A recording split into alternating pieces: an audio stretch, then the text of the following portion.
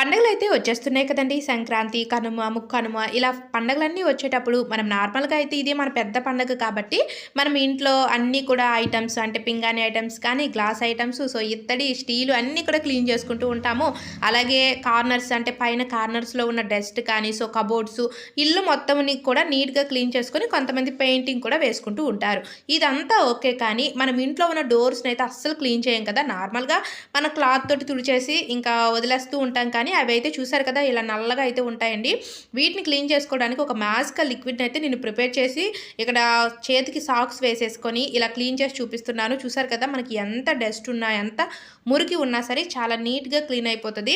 ఇలా మీరు అప్లై చేస్తే చాలు మనకి చాలా నీట్‌గా క్లీన్ అవుతుంది. సో ఈ యొక్క లిక్విడ్ అనేది ఎలా ప్రిపేర్ చేసుకోవాలనేది ఫుల్ వీడియో మన ఛానెల్‌లో ఉంది. ఈ వీడియో కింద లింక్ ఉంటుంది. సో దాని మీద క్లిక్ చేశారనుకోండి మీకు ఫుల్ వీడియో ఉంటుంది. సో చూడండి, నచ్చితే లైక్ చేయండి. Thanks for